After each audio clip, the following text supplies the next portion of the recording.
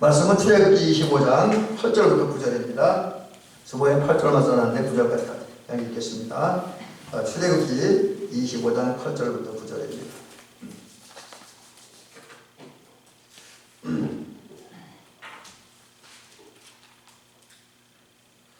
출애굽기 25장 8절부터 9절, 제 성경은 구약성경 119면부터 120면까지 기록되어 있습니다. 봉독을 해드리도록 합니다. 내가 그들 중에 구할 송소를 그들이 나를 거역칠 때 물은 내가 내게 보이는 모양대로 장막을 짓고 지구들도 그 모양을 따라 지을지니라. 아멘. 자, 이제 오늘은 성막으로 예수를 말하는 세 번째 시간으로 성막 건축에 대한 이야기를 들으면서 은혜 받고 이제 우리 마음에 그 구약 성서의 표현대로 하면 성막을 짓고 현대식으로 하면 우리 마음에 아름다운 교회를 우리 마음, 우리 몸속에 건축하는 정기를 주의 이름으로 간절히 부탁을 드립니다. 그 하나님은 우리를 사랑하십니다. 성경 여러 군데 보면 특별히 요한복음 3장 16절에 보면 독생자를 주시기까지 하나님 우리를 사랑하셨다고 그랬고요. 또 우리가 아직 하나님의 사랑을 알지 못, 아직 죄인이었을 때에 하나님께서 예수 그리스도를 세상에 보내시고 십자가에 달려 죽게 하심으로 우리를 향한 하나님의 사랑을 증명해 주셨다. 그렇게 말씀하셨습니다. 하나님은 우리를 사랑하십니다. 그런데 이제 우리를 사랑하신 하나님께서 우리를 이제 하시는 일이 있는데 그게 뭐냐? 바로 우리와 함께 하시고 우리와 동행하십니다. 사랑의 특징이 뭡니까? 사랑하는 사람들에게 자꾸 만나고 싶고 자꾸 보고 싶고 함께 하고 싶은 게 본능 아닙니까? 그래서 그런 사랑의 그 본능과 구조를 따라서 하나님이 우리 함께 하시기를 원하고 늘 동행하시기를 원합니다. 그래서 이제 주님께서 말씀하잖아요. 이게 오늘 그 이사야에서도 있지만 거기보다 제가 오늘 인용해드리고 싶은 말씀은 그 여호수아 1장 9절에 보니까 뭐라고 되어 있냐면 하나님께서 여호수아에게 내가 어디로 가든지 내 하나님 여호와가 너와 함께 하느니라. 그렇게 말씀하셨습니다. 하나님이 함께 하신대요. 또 예수님도 그 승천하시기 직전에 제자들을 모아놓고 그렇게 말씀하셨습니다. 볼지어다 내가 세상 끝날까지 너희와 항상 함께 있으리라. 그렇게 말씀을 하셨습니다. 그리고 실제로 하나님이 함께 하셨지요. 그것을 증명하는 아주 의미 있는 한 토막의 이야기가 있습니다. 어린 시절에 제가 우리 들었던 이야기인데 어떤 분이 꿈을 꿨대요. 근데 꿈이 어떤 꿈이었냐면 이제 자기가 길을 갑니다. 길을 걸어가는데 굉장히 먼 길을 가게 됐나 봐요. 그리고 자기가 걷는 그 길에 눈이 와서 눈이 이렇게 석 쌓인 겁니다. 근데 이제 자기를 혼자 걸어가는 줄 알았는데 나중에 보니까 발자국이 4개가 있는 거예요. 자기 발자국도 있고 또 누군가 또 한 사람의 발자국이 있습니다. 그래서 자세히 살펴보니까 그것이 예수님의 발자국이었다는 거지요. 그래서 예수님과 함께 걸어가는 거죠. 그러다가 이제 평지를 지나고 이제 그 목적지에 들어가려면 산을 넘어야 됐습니다. 그래서 눈 덮인 산길을 올라갑니다. 힘들었잖아요. 산길 올라가는데 많이 힘들었습니다. 그래서 힘들어서 어떤 때는 정말 너무 힘들으니까 이분이 지쳐서 쓰러지고 계셨다 그래요. 그런데 길을 걸어가면서 이렇게 뒤를 돌아다 보니까 어떤 지역에는 그 눈에 발자국이 4개가 아니라 2개 수른 거예요. 한 사람의 발자국이 사라진 거지요. 이때에 이분은 무슨 생각을 하냐면 주님께서 평지에서 나와 함께 하시고 이 힘든 산길 오를 때 나와 함께 하시지 않았다라는 생각을 했습니다. 그래서 예수님께 불평을 합니다. 예수님 항상 함께 하신다고 약속해놓고 왜 이렇게 힘든 언덕길을 걸어갈 때 나 혼자 걷게 가셨습니까? 그렇게 이야기를 했어요. 그리고 예수님께 항변하고 대들었습니다. 그때에 예수님께서 뭐라 그랬냐면 야 잘 봐라. 그 발자국이 네 발자국이냐? 그건 네 발자국이 아니라 내 발자국이야.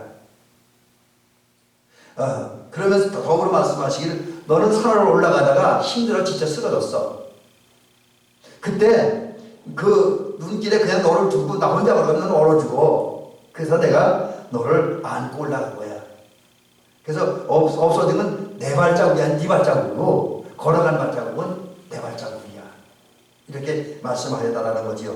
이 이야기가 의미하는 게 뭡니까? 물론 이건 이제 그 어떤 사람의 체험적인 이야기보다 그분이 꿈속에서 본 광경을 이야기하는 그 간증입니다. 이 꿈속에 들어가는 이야기가 뭐냐면 하나님 함께 하신다는 거예요. 어떤 때 우리가 인생길 가다가 우리가 쓰러지고 넘어졌을 때에 하나님이 우리를 안고 우리를 업고 우리 붙잡고 그리고 우리가 걸어가야 할 길을 대신 걸어가신다는 거지요. 근데 사실 사람들은 그걸 모르지요. 대부분의 사람들이 모릅니다. 그러나 어떤 중요한 거는 하나님이 우리 함께 하신다. 그리고 어려울 때나 힘들 때나 우리 동행하시고 심지어 우리가 쓰러지고 넘어질 때는 붙들어 주신다는 거지요. 그리고 안고 하신다라는 겁니다. 근데 이제 이 함께 하시는 하나님이 우리 함께 하시는 기본적으로 하는 일이 뭐냐? 만나십니다. 왜? 함께라고 하는 말은 만남이 존재되지 않고는 함께라는 말은 있을 수가 없습니다. 함께는 있을 수가 없어요. 반드시 만남이 있어야 돼요. 만나야 함께함도 있고 동행도 있습니다. 그래서 하나님이 사람들을 만나십니다. 근데 뭐 하나님은 그 좀 한문으로 표현한다면 무서우자라고 그러잖아요. 언제 어디서나 계신 하나님. 물론 이제 어떤 분은 이 말을 조금 조심히 쓰라고 그러더라고요. 자칫 잘못하면 하나님의 가치를 우리가 추락시킬 수 있다고. 좀 조심스러운 말이긴 한데 그러나 분명 하나는 하나님은 우리가 어디든지 늘 함께 하시잖아요. 어디든지 만나십니다. 그래서 만남의 장소를 우리가 어떤 특정한 장소를 딱 구정해놓고 거기서만 하나님을 만날 수 있다라고 이야기하기는 쉽지가 않습니다. 이 부분은 상당히 어려운 분의 이야기입니다. 하지만 하나님께서 일상적으로는 모든 것을 함께 하지만 특별히 영적인 거룩한 목표를 위해서 우리 함께 하시는 자리가 있어요. 우리 죄 문제를 해결해 주시기 위해서, 우리를 구원해 주시기 위해서, 구원받은 우리를 성장시키고 성숙시켜서 온전한 그리스도인 되게 하기 위해서, 하나님의 새로운 관계를 맺기 위해서 특별히 만나주신 장소가 있습니다. 그게 현대는 교회입니다. 오늘날은 교회이지만 구약시대에는 물론 구약시대에 여러 가지 이제 예배드린 처소가 있었지만 그 중에 한 자리가 성막이었습니다. 그래서 우리가 이제 성막 이야기하면 가장 많이 나오는 말씀이 뭐냐면 출애굽기 25장 22절에 보니까 거기서 내가 너와 만나고, 거기가 뭘 말하냐? 솔로몬 시대에는 성전을 얘기하는 거, 솔로몬 시대 이후는. 그리고 광야 시대에는 이제 성막을 얘기하는 거. 그리고 더더욱이 아브라함 시대, 야곱 시대 그때는 돌단을 얘기하는 거고, 에덴 동산에서 에덴 동산 그 자체를 이야기하는 거지. 거기서. 그래서 이제 우리가 구약성경에 많이 등장하는 경우들은 성막에서 하나님을 만난다. 그런데 이 성막에서 하나님을 만나기 위해서 행하신 일 중에 하나가 뭐냐? 성막 건축입니다. 그래서 오늘 하나님께서 우리 백성들을 만나고 함께하기 위해서, 우리 변화시키기 위해서, 은혜 주시기 위해서 이제 성막을 이제 제정하셨는데, 그 성막을 제정하신 하나님께서 성막을 건축하라고 말씀하셨고요. 그런 하나님의 명령을 따라서 성막이 건축되어져 가는데 그 이야기를 몇 가지 좀 나눠서 말씀드리려고 합니다. 제일 먼저 오늘 본문을 통해서 발견하는 건 뭐냐면 하나님의 명령입니다. 그게 명령이 뭐냐? 첫째는 그 하나님 명령은 성막을 지으라. 성막을 지으라는 거지요. 일단 하나님께서 우리가 잘 아는 대로 이스라엘 백성들 출애굽시켜서 구름기둥과 불기둥으로 이제 시내산 광야까지 시내 광야까지 인도하셨습니다. 그리고 모세를 시내산을 불러 올리십니다. 그리고 모세를 통해서 율법을 주시고 율법을 주실 때에 명령하시는 거죠. 뭐라고 명령하십니까? 오늘 본문에 보니까 이제 내가 그들 중에 구할 성소를 그들이 나를 위하여 짓되 무릇 내가 내게 보이는 모양대로, 옛날 성경에는 식양대로 하는데 지금 모양대로니까 훨씬 이야기가 좋네요. 무릇 내게 보이는 모양대로 장막을 짓고 그 모양을 따라 지을지니라. 그 장막을 짓고 기구도 그 모양을 따라 장막을 지으니라 그랬습니다. 여기서 장막과 성소는 성막의 다른 이름입니다. 우리가 지난주에 성막의 다양한 이름에 대해서 말씀드렸는데 장막과 성소는 성막의 다른 이름이라는 거지요. 결국 오늘 이 말씀에 보면 하나님은 당신의 백성들을 만나고 그들의 죄 문제를 해결하시고 그들을 하나님의 백성 인정해 주시기 위해서 또 그들을 이제 온전한 하나님의 자녀로 만들기 위해서 성막을 지으라고 말씀하셨습니다. 자, 그래서 이제 이것을 보면서 이제 오늘 우리가 교훈을 좀 말씀드리고 넘어가야 되겠네요. 하나님이 오늘 우리 하시는 일이 뭐냐? 구약 시대에는 출애굽한 이스라엘 백성들에게는 모세를 통해 성막을 지으라고 했습니다. 근데 오늘 우리들에게 주신 말씀이 뭐냐? 물론 옛날 이스라엘 같은 똑같은 성막을 지으라는 말씀으로 이해할 수는 없습니다. 그런 건 아니지만 하나님이 오늘 우리에게 말씀하시는 게 너희 안에 교회를 세우라는 거예요. 요즘 말하는 교회를 세우라는 것이고 또 구약적인 표현은 성막을 지으라는 겁니다. 왜 성막을 지으라냐면 하나님 우리를 만나시고 우리 속에 머물러 계시고 우리 속에 역사하고 우리 은혜를 주시기 위해서 하나님은 우리 성막을 지으라, 교회를 지으라 라고 말씀하십니다. 따라서 저와 여러분은 내일의 삶 속에서 기도하면서 믿음의 생활하면서 우리 마음에 보이지 아니하는 성전, 우리 속에 보이지 아니하는 성전을 건축해가는 저와 여러분이 될 줄 믿습니다. 구약적인 표현대로 성막을 세워가야 돼요. 하나님이 임하시고 하나님이 머물러 계시고 하나님이 역사하는 성막을 건축해가는 저와 여러분들 될 줄 믿습니다. 자, 그 다음에 이제 두 번째 얘기는 성막이 지어졌습니다. 근데 사실 오늘 제가 이 부분은 보여드리면서 해야 좀 설명이 잘 되는데 말로만 하니까 제대로 전달이 되어지는지 모르겠네요. 그래서 사실 준비하다가 국카트를 못해서 한 10분만 더 있으면 완벽하게 준비할 수 있었는데 그래서 못해서 그냥 말로만 하는데 좀 잘 이해가 분명히 안 될 거예요. 구조 같은 경우는 하나님께서 이제 성막을 지으라고 해서 하나님의 명령을 따라서 성막이 지어집니다. 자, 그러면 하나님의 명령에 의해서 계시되어져 지어진 성막은 어떤 구조로 되어 있냐? 먼저 이제 나중에 이 부분 다음 영상을 제가 보여드릴게요. 제일 바깥쪽에 성막 울타리가 쳐집니다. 휘장으로다가 이 휘장도 역시 거기 자료들 구성하는 것들 보면 상당히 있고 신앙적 의미들이 있습니다. 성막 울타리가 있고요. 성막 울타리가 이제 사방을 쳐준 다음에 동쪽에 커다란 성막문이 하나 세워집니다. 그리고 그 성막문을 열고 들어가면 성막뜰이 등장합니다. 뜰이 등장하는데 성막뜰에는 번제단이 있고 물두멍이 있습니다. 회개와 감사와 헌신에 대해서 제사를 드리는 번제단이 있습니다. 그리고 이제 번제를 드려서 죄 사함 받은 사람들이 좀 더 은혜의 세계에 깊숙이 들어가서 손과 발을 닦음을 성결해지는 그 물두멍이 있습니다.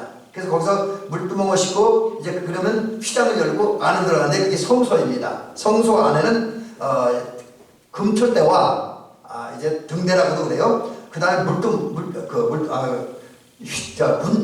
분향단이 있습니다. 그리고 떡상이 있습니다. 그래서 거기서 이제 분향을 하고 그리고 이제 그 안으로 휘장을 또 열고 휘장물통 열고 들어가면 이제 지성소가 나오는데 하나님이 임하여 계시고 상기하는 법궤가 머물러 있습니다. 이러한 이제 구조로 된 성막은 뭐 그렇게 큰 건 아니에요. 그래서 이제 성막을 어떻게 규정하느냐 그 규정을 따라 조금 차이는 있는데 이 자료들을 보니까 성막의 길이가 우리도 한 100규빗이라고 100규빗. 그러니까 1규빗이 45cm 정도 돼요. 이게 이제 구약학자들이 얘기하기를 1규빗이 남자들 여기 손을 폈을 때 손끝부터 팔꿈치 정도. 물론 이제 사람에 따라 좀 길이 차이가 있겠죠. 그래서 대략 어떤 자료에는 50cm가 된다 그러는데 대부분의 성소학자들은 1규빗을 45.6cm 정도 이렇게 규정을 합니다. 그래서 성막 길이가 이렇게 옆으로 긴 거죠. 길이 그게 45.6m가 되고요. 폭 넓이가 50규빗. 그래서 50규빗 하니까 우리 지금 현재 그 크기로 하면 한 22m. 우리 교회보다 좀 많이 크겠네요. 그리고 이제 이거는 평수 따지기 이런 규정이 여기다가 이제 그 밖에 바깥들이 있고 그 다음에 저게 있잖아요. 번제단이 있고 물두멍인데 거기까지 이제 합하면 조금 더 넓어지죠. 그래서 성막을 지을 때 차지하는 평수가 이제 전체 성막들까지 포함하면 378평이라 그래요. 그리고 본제 이제 성막의 본체라고 불리어지는 이제 그 지성소와 그 성소가 있는 곳은 약 18.4평 정도 된다고 합니다. 우리 교회보다도 적은 거죠. 사실 성소하고 지성소는 적습니다. 그런데 이제 이런 것을 해보면 성막은 그리 크고 화려한 그런 큰 건물은 아니었다라고 이야기할 수 있습니다. 그래서 이 부분을 보면서 우리나라의 최초로 성막을 연구하셨던 강문호 목사님이 그런 말씀을 한 번 하시더라고요. 하나님의 그 성전도 성막도 성전도 그렇게 큰 건물이 아닌데 그렇다고 한다면 만약 현대인들 특별히 믿는 사람들이 지나치게 화려한 생활은 좀 자제되고 절제되어야 된다 그렇게 말씀하시는 것도 들은 적이 있습니다. 일리 있는 이야기라고 생각이 되어집니다. 그래서 우리가 성막이 하나님이 임하여 계시고 역사하고 백성들이 은혜를 주는 자리이지만 그러나 그렇게 대형 건물은 아니었다라는 사실을 보면서 사실 우리 삶을 잘 조절하고 근검절약하면서 살 필요도 있다라고 하는 걸 느낍니다. 자, 그 다음에 이제 이 성막의 이런 구조 속에서 그러니까 이제 좀 쉽게 얘기하면 울타리가 있고 물이 있고 이제 뜰에 들어가서 번제단이 있고 물두멍이 있고 성소 안에 들어가서 떡상이 있고 촛대가 있고 이제 분향단이 있습니다. 그리고 그 안에 들어가면 지성소가 있습니다. 이런 구조로 되는데 그럼 이런 성막이 어떤 순서를 거쳐서 건축되었느냐? 이게 이제 그 다른 집하고 다른 거죠. 우리가 보통 사람들의 집을 지을 때는 그 건물장을 먼저 짓지요. 벽을 먼저 세우고 내용물을 하잖아요. 근데 이 자료들을 찾아보니까 성막은 거꾸로 갔습니다. 그래서 제일 먼저 지은 게 지성소와 성소를 먼저 졌습니다. 그러니까 지성소를 짓고 법궤를 만들어 놓고 그리고 성소를 만들어 놓고 거기 이제 촛대라든지 등대라든지 그 분향단을 만들어 놓고 그 다음에 이제 뜰을 만들고 뜰에다가 이제 번제단과 물두멍을 채우고 마지막으로 이제 성막 울타리를 쳤다라고 하는 거죠. 여기는 그냥 순서만 하는 거고요. 자, 그 다음에 이제 네 번째 이야기가 뭐냐면 이 성막을 건축한 누가 수고했느냐 이 부분을 좀 우리 좀 경청적으로 살펴볼 필요가 있어요. 오늘 말씀의 결론은 여기 성막 건축을 위해 쓰임받은 일꾼에 대한 이야기와 그 다음에 성막 건축은 어떤 특징을 가지고 있느냐 이 부분을 우리가 오늘 깊이 한번 살펴볼 필요가 있습니다. 성막 건축을 위해서는 크게 두 사람이 쓰임받고 그 다음에 거기에 더하여 이름 없는 일꾼들이 쓰임받았습니다. 여기 오늘 본문에 보면 하나님은 성막 건축을 혼자 하지 않으셨어요. 사람을 통해 하셨고요. 사람을 통해 하실 때도 그 모든 일들을 모세에게 다 책임지어지지는 않았습니다. 모세는 이스라엘 백성들 출애굽시키고 가나안 땅을 인도하는 그 일을 주로 맡아오게 했고요. 또 성막 건축을 할 때도 아주 큰 일들 그리고 물론 이제 하나님 명령을 명령 받고 전달하는 일은 모세가 했습니다. 그래서 제가 그렇게 여기 온 것을 때 뭐라고 정리했냐면 모세는 성막 건축을 위한 전체적인 일을 했다. 그렇게 이제 제 나름대로 정리를 했고요. 그리고 그 모세의 지시를 받아서 성막 건축을 위해서 구체적으로 일할 일꾼들이 있습니다. 성경에는 두 사람의 이름이 등장을 합니다. 그리고 사실 그 외에 여러 사람들이 더 있는데 그 부분은 간단히 오늘 말씀드릴 것 같고요. 첫째 사람은 누구냐면 부살렐이라는 사람이 있는데 이 부살렐이라고 이제 사실 그 성경에 보면 오홀리압이라는 두 사람이 성막 건축을 위해서 헌신한 일꾼들입니다. 성막 건축은 이제 그 재료도 최고 좋은 재료를 써야 되고요. 또 기술적으로 뛰어나야 돼요. 여러분 그 성막 건축은 요즘처럼 이렇게 기계로 하는 게 아니라 그래서 이제 그 촛대 하나 만들 때 그게 하나하나 다 수작업을 해야 돼요. 그물과 정교하게 짜서 수작업을 해야 돼요. 그리고 성막 그 이제 울타리 같은 경우 기둥을 세울 때 기둥 하나하나까지 다 수작업을 해야 됩니다. 그렇기 때문에 굉장히 섬세하고 예민한 기술력을 갖추고 있어야 된다는 거죠.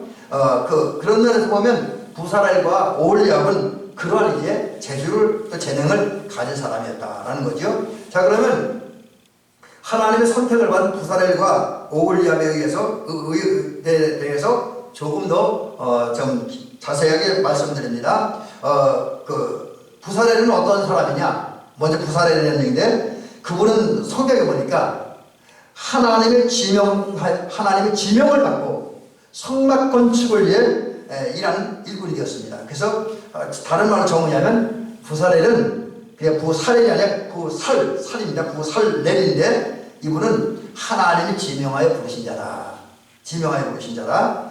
그리고 이 부살렐이라는 이 말은 원래 하나님의 보호라고 하는, 하나님의 그늘이라고 하는 뜻이 있다 그래요. 그래서 이제 이런 의미를 따라서 부살렐은 하나님의 백성들을 가려주는 그늘과 같은, 보호하시는 성막 건축을 위해 쓰임받는 그 총책임자, 일꾼이 되었다라고 하는 거지요.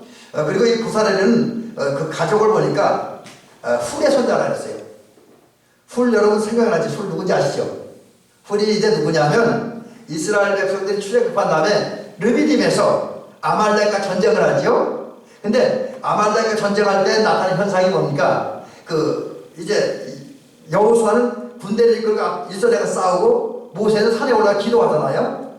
높은 산에 올라가 기도합니다. 성주순례가 갔을 때 제가 그 산에 올라갔던 적이 지금도 기억이 납니다. 근데 거기 올라가서 모세가 기도하는데 모세가 기도하는 손이 올라가면 이스라엘이 있고 내려오면 집니다. 근데 모세도 사람이기 때문에 손이 자꾸 내려와요. 피곤하니까. 그때에 아론과 훌이 양 옆에서 모세의 손을 이제 붙들어줘요. 모세는 돌 갖다 앉히고 거기 이제 손을 붙들어줌으로써 모세의 손이 내려오지 않게 함으로 이스라엘 승리하러 도운 그런 신앙의 인물들입니다. 근데 이런 훌의 손자가 성막 건축을 쓰임받은 부살렐입니다. 근데 이분이 이제 하나님의 지명을 받았어요. 이 지명을 받았다고 하는 것은 어떤 의미가 있냐면, 이 지명받았던 얘기는 출애굽기 31장 2절에 있습니다. 부살렐이 하나님의 지명을 받은 하나님의 일꾼이라는 얘기는 출애굽기 31장 2절에 있는데, 지명하여 하나님께 부르셨다. 이 말은 하나님께서 부살렐과 특별한 관계를 맺혔다.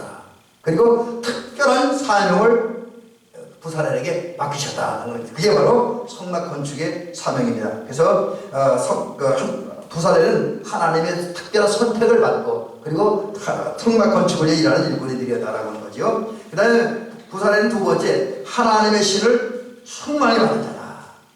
요즘 우리 식으로 얘기를 하면 성령을 충만히 받은 자라는 거죠. 이 충만하게, 이제 출애굽기 31장 3절에 부살렐을 가리켜서 하나님의 신이 그에게 충만하게 하여라고 하는데, 충만하게 하여라는 말은 가득 채운다, 넘쳐 흐른다, 뭐 이런 의미가 있습니다. 그래서 이 말을 정리하면 부살렐은 하나님의 성령으로 충만했습니다. 그리고 또 좀 더 다른 말씀에 넘어가면 성령 충만 받은 부살렐은 하나님의 지혜와 청명과 지식과 여러 가지 재주를 갖추게 되었다. 그래서 이 말을 정리하면 지혜라고 하는 말은 창조적인 능력을 가졌다는 얘기고요. 청명이라고 하는 말은 성막 제작 과정에서, 성막 건축 과정에서 발생하는 모든 크고 작은 문제들을 해결할 능력을 가진 사람이었다. 또 지식은 성막 건축을 하는데 필요한 기술과 경험과 모든 것을 다 갖추었다. 한마디로 쉽게 얘기하면 부살렐은 성막 건축에 필요한 모든 걸 다 가진 사람이었다. 그래서 결국은 하나님이 주신 지혜와 기술을 따라서 성막을 건축함으로써 하나님이 원하는 성막을 건축했다는 거죠. 그 다음 세 번째는 부살렐은 어떤 사람이면 공교한 일. 이 공교하다는 말을 보니까 기묘한 기술, 고도의 노련한 기술을 가진 사람이다 라는 의미를 가지고 있습니다. 그래서 성령 충만 받은 부살렐은 성막 짓는 데 필요한 아주 섬세하고 고도의 노련한 기술을 갖추고 있었고요. 그 기술을 활용해서 성막을 지었습니다. 그래서 이제 하나님의 영광을 드러낼 수가 있었지요. 그 다음에 성막 건축을 위해 쓰임받은 또 한 사람은 누구냐면 오홀리압인데, 오홀리압은 이제 어떤 사람이냐? 이거 뭐 두 가지가 나오는데, 하나는 이제 부살렐의 동역자, 한마디로 부살렐의 조수였어요. 조수. 공동번역성은 조수라고 표현합니다. 그러니까 하나님은 부살렐을 혼자서 성막 건축을 하게 한 것이 아니라 이제 부살렐을 돕는 일꾼으로 오홀리압을 세워서 오홀리압과 협력하여서 성막을 건축하게 하셨습니다. 그 다음에 이제 오홀리압은 부사들처럼 하나님의 지혜가 충만한 사람이었습니다. 그래서 이제 하나님의 지혜를 가지고 성막을 만들므로 지음으로 그가 사실 하나님의 어떤 계시를 직접 받은 건 아니지만 모세의 얘기를 듣고 성막을 건축했는데 하나님의 지혜와 기술을 따라서 성막을 지음으로 이제 하나님이 원하는 그런 모세 성막을 지을 수 있었다는 거죠. 그 외에 이제 이 성경에 이름이 기록되어 있지 않지만 성막 건축에 동참한 일꾼들인데 그분들의 이름은 누군지 몰라요. 다만 이제 성경 표현들에 의하면 모세와 오홀리압과 부사렐과 함께 성막을 건축한 사람들이 누구냐? 바로 이제 자원하여 헌신한 자들, 자원하여 헌신한 사람들, 또 지혜로운 마음이 있는 사람들. 근데 이름은 모르는데 그렇게만 규정하고 있으니까 자원하는 마음이 하나님 지혜를 가진 사람들이 이제 성막 건축에 동참을 했다라는 것이죠. 여러분 저와 여러분도 이제 오홀리압 같이 부사렐 같이 하나님의 성전을 우리 속에 건축하기 위해서 일하는 헌신자들이 됩니다. 하나님의 영을 충만받고 하나님의 지혜를 충만받고 그리고 나서 하나님의 지혜와 기술을 성도원에서 그리고 그 하나님의 지혜와 재능을 발전시키고 갈고 닦아서 아주 고도의 노련한 기술, 노련한 전문적인 지식과 실력을 갖춘 하나님의 일꾼들이 되는 줄 믿습니다. 그 다음에 이제 성막 건축을 하는데 얼마나 예산이 들었냐? 제가 조금 전에 말씀드리기를 큰 건물은 아니었다라고 했습니다. 그렇지만 이 성막 건축을 위해서 사용된 어떤 재료들과 예산들을 보니까 상당히 엄청난 돈이었습니다. 여기 오늘 자료를 보니까 어떤 분이 잘 통계를 냈어요. 378평이라고 하는 그 성막을 짓는데 또 성막 본체 18.4m 되는 성막을 건축하는데 들은 재료가 뭐냐면 금이 1.2톤이 들어갔다래요. 금이 1.1톤. 그죠? 전지금 이거 숫자는 보이는데 이게 얼마큼 되는지 감은 안 잡히네요. 은이 3.4톤, 노치 2.4톤이 들어갔대요. 그래서 이걸 돈으로 환산하니까 우리나라 돈으로 환산하면 이게 이제 최근 액수는 아니고 아마 최근은 아마 그렇게 계산하면 더 많은 액수라고 생각을 하는데 이게 이 책 나올 때가 한 3, 4년 되니까 그때 368억 원이 들었대요. 현대 우리 한국 돈으로 환산하면 한 3, 4년 전에 같이 돈 환산하면 한 368억 원 정도 된다 그래요. 상상도 할 수 없을 정도로 많은 돈이 들었다는 거죠. 그리고 평수로 다시 환산하면 성막 한 평을 지는데 약 20억 원 정도 들었다 이렇게 이야기를 합니다. 아마 요즘 이런 정식의 교회진 것도 스토리죠. 그런데 이 엄청난 일을 위해서 중요한 건 뭐냐? 사실 이스라엘 백성들이 삶이 어렵고 현실이 어려웠지만 그러나 그들이 있는 것 가지고 헌신하고 협력했어요. 적극적으로 동참했어요. 그래서 저와 여러분은 이런 것을 보면서 우리가 이렇게 많은 것을 할 수는 없죠. 경제적인 우리 환경과 여건이 있으니까. 그렇지만 우리가 하나님을 위해서 헌신해야 되는데 할 수 있는 한 최고로 최대한 좀 가치 있는 것을 많은 것으로 하나님 앞에 헌신하는 저와 여러분이 될 줄 믿습니다. 이제 마지막 얘기를 이렇게 한번 정리해 보려고 합니다. 성막 건축을 할 때 어떤 특징이 있었느냐? 이게 우리가 하나님의 일을 하는 사람들이 갖춰야 할 자세라고 하는 거지요. 우선 성막은 철저하게 하나님의 계시에 의해서 이루어졌습니다. 하나님의 계시에 의해서 하나님은 모세에게 성막 건축을 지시하셨습니다. 그런데 출애굽기부터 이제 신명기까지 쭉 이렇게 또 구약 성경을 보면 모세에게 성막 건축할 때 네가 알아서 해라 하고 모세에게 재량권이나 자유권을 주시지 않았습니다. 철저하게 하나님께서 성막을 지을 때 어떤 기억으로 어떤 재료를 어떻게 만들어라 철저하게 계시하셨어요. 그래서 보면 성막 건축은 철저하게 하나님 중심으로 지어졌다. 사람의 생각이나 사람의 의도나 사람의 감각으로 지은 것은 하나도 없다라고 하는 거죠. 철저하게 하나님 중심이지. 하나님의 말씀에 의해서 성막은 건축되어졌다. 그래서 오늘 우리가 하나님의 일을 할 때에 이것이 중요합니다. 사실 오늘날 많은 사람들이 하나님의 일을 한다고는 하는데 어떤 경우는 자기의 의식, 자기의 감정, 자기의 기분을 가지고 자기 어떤 생각을 가지고 일을 합니다. 그러다 보니 처음에 잘 출발했는데 얼마 가지 않아서 각종 문제가 발생하고 다툼이 벌어지기도 합니다. 그런데 그건 아니죠. 오늘 물론 이제 하나님께서 뭐 이건 이렇게 계시해주면 좋겠지만 그렇지 않은 경우는 많이 있습니다. 그러나 중요한 건 우리는 그래도 기도하면서 내 의지와 내 어떤 욕망이 빠지고 하나님의 섭리에 의해서 하나님이 주신 지혜를 따라서 특별히 구약 성경과 신약 성경에 기록된 말씀을 따라서 신앙생활도 살아가기도 하는 그런 저와 여러분들이 될 줄 믿습니다. 그래서 저와 여러분들도 그 오홀리아가 부살이나 모세처럼 이스라엘 백성처럼 계시 중심으로 살아가는 저와 여러분들이 될 줄 믿습니다. 그 다음에 성막 건축은 특징은 뭐냐면 은혜로 이루어졌다. 은혜로 그게 은혜는 한마디로 뭐냐면 하나님이 계시를 따라 했고 하나님이 주신 지혜를 따라 했기 때문에 그 은혜로 되어졌다는 거죠. 여러분 은혜로 되어진다는 건 내가 기쁘게 내가 즐겁게가 아니라 하나님의 말씀을 따라 하나님의 계시를 따라 일하는 것이 그게 은혜입니다.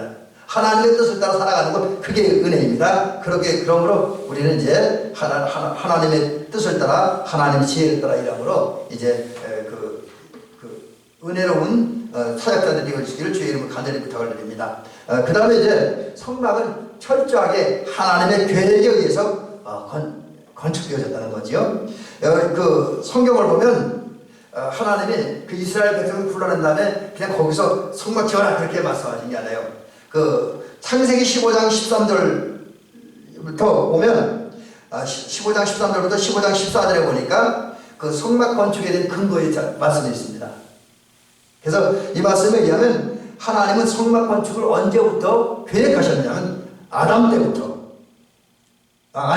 죄송합니다. 아담이 아니라 아브라함 때부터 계획하셨어요. 그러니까 그 창세기 15장 13절부터 14절에 무슨 말씀이냐면 이런 말씀이 있습니다. 너는 알라 내 자손이 이방에서 개게 되어 그들을 섬기겠고 그들은 400년 동안 내 자손을 괴롭히리니 그들이 섬기는 나라를 내가 징벌하지며 그 후에 내 자손이 큰 재물을 이끌고 나오리라. 그렇게 주님께서 아브라함에게 말씀을 하셨습니다. 이 말씀은 이스라엘 백성들이 400년 동안 포로 생활하는데 포로 생활할 때 엄청난 고생을 하고 그 후에 하나님의 은혜로 해방되어서 출애굽을 해 나오는데 그때에 많은 재물을 가지고 나오고서 이제 성막을 건축하게 될 것이라고 말씀을 하셨습니다. 또 하나님은 이스라엘 출애굽시킬 때에 우리가 잘 알다시피 바로를 굴복시키기 위해서 10가지 재앙을 내리셨잖아요. 그런데 하나님께서 10가지 재앙을 내리셨는데 여기 이유가 있다는 거예요. 한 번 재앙으로 그 바로를 굴복시키고 바로의 마음과 그 권력자들의 마음을 돌릴 수가 있는 그렇게 안 하신 이유가 있다는 거죠.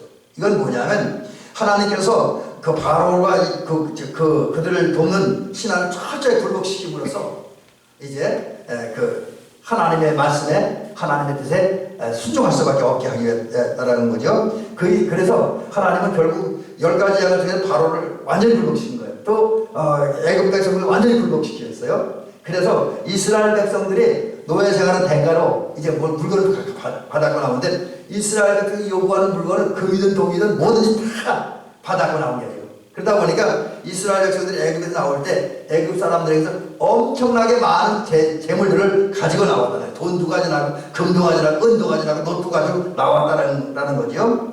그리고 나서 시나이산에 있을 때 하나님은 그 애굽에서 가져 나온 그 여러 가지 좋은 재료들을 활용해서 성막을 지었다는 거죠. 물론 이스라엘 백성들이 이 사실을 모르고 애굽에서 많은 재물을 받았고 나오는 게 그게 자기 것인 줄 알았다는 거죠. 그러나 하나님은 이제 그게 아니라 결국 이스라엘 백성들 재물, 그 성막 건축하는 재료를 운반하는 도구로 사용하는 것이었다라는 거죠. 이런 과정들이 결국은 그 성막은 철저하게 하나님의 계획에 의해서 지어졌다라는 것이죠. 그래서 이렇게 어떤 분이 이런 그 역사적 과정들을 이렇게 정리해놨더라고요. 그 하나님은 아브라함 때 성막을 구상 짓기로 계획하시고 그리고 또 알려주시고 모세에게 계시하시고 이스라엘 백성들을 통해서 물건을 운반하시고 그리고 모세와 오홀리압과 부살엘 또 그 외에 그를 돕는 일꾼들과 백성들을 통해서 성막을 완성하셨다. 이렇게 이야기합니다. 그렇게 정리하더라고요. 그래서 이런 과정을 보면 성막은 철저하게 하나님의 역사에 의해서 지어졌다. 계획에 의해서 지었다라는 것을 깨닫습니다. 그런데 이게 성막에만 그런 게 아니라 우리가 살면서 벌어지는 모든 일들은 철저하게 하나님의 계획과 하나님의 역사의 시작이 되고 진행되어진다는 거죠. 물론 거기에 사람들이 동참하긴 합니다. 사람들이 헌신하고 봉사하긴 하지만 모든 것은 하나님의 계획과 섭리에 의해서 시작이 되고 진행되어지고 완성이 됩니다. 우리는 이 사실을 기억하고 하나님의 그 쓰실 때에 그냥 순종하고 따르는 그리고 헌신하는 저와 여러분이 될 줄 믿습니다. 마지막 얘기 하나는 성막은 그 지어진 과정을 보면 풍성하게 지어졌습니다.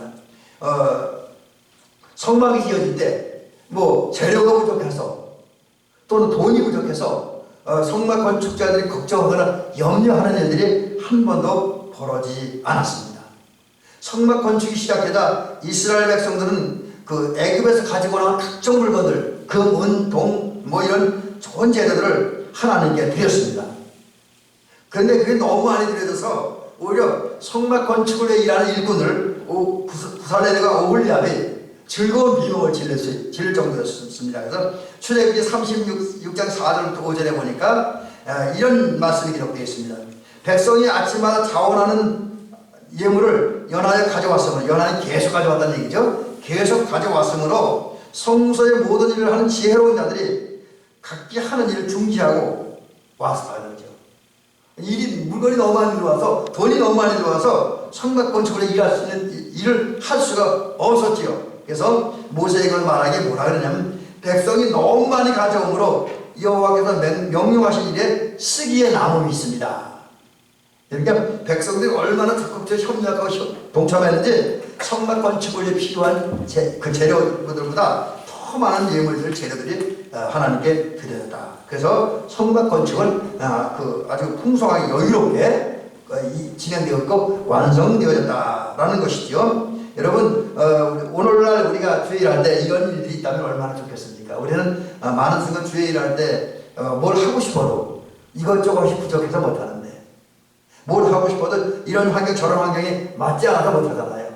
근데 이스라엘 백성들이 성막을 건축할 때는 백성들이 너무 적극적으로 동참하고 많은 것들이므로 지나쳐서 성막 건축에 지장이 있을 정도였었다는 거죠. 그래서 이러한 백성들의 모습, 이스라엘 백성들의 모습을 보면서 우리도 하나님을 위해서 하던 아까 조금 전에 그런 말씀이 나왔습니다. 우리가 할 수 있는 범위 내에서 최선을 다해 최고로 헌신함으로 우리가 주님의 일들이 억지로 빈곤한 상태에서 진행되는 것이 아니라 넉넉하고 여유 있는 상태에서 진행되어지게 하기를 주의 이름으로 간절히 부탁을 드립니다. 이제 결론을 이렇게 한번 말씀드립니다. 하나님은 오늘 우리에게 요구하는 것이 있어요. 그 이스라엘 백성들이 성막을 건축하는 데 나타났던 그 네 가지 특징들이 오늘 나타나기를 하나님은 기대하십니다. 지혜롭고 계시에 의해서 또 이제 넉넉하게 계시에 의해서 또 은혜로 또 하나님의 계획을 따라 풍성하게 하나님의 일이 시작되어지고 진행되어지기를 원합니다. 그런 하나님의 기대를 이루기 위해서 우리 대민교 성도들은 오홀리압과 부살레처럼 하나님의 지혜와 하나님의 지식으로 충만한 성도들이 될 줄 믿습니다. 여기 더하여 하나님의 신으로 충만한 성도들이 될 줄 믿습니다. 그런 후에 모세나 부살렐과 오홀리압처럼 또 그에 협조한 일꾼들처럼 하나님의 계시 말씀을 따라 일하고 하나님의 은혜를 따라 하고 하나님의 지혜를 따라 일함으로 지혜롭게 일하는 은혜롭게 일이 진행되어지게 만들고 또 우리가 철저하게 기도하면서 하나님의 뜻과 계획을 따라 섭리를 따라서 일함으로써 또 일할 때에는 우리가 최선을 다해 헌신하면서 풍성하게 하나님의 일들이 이루어지게 함으로써 하나님의 아름다운 교회, 아름다운 성전을 우리 아름다운 지역에 건축하고 확장해 나가는 전기를 주의 이름으로 축원합니다.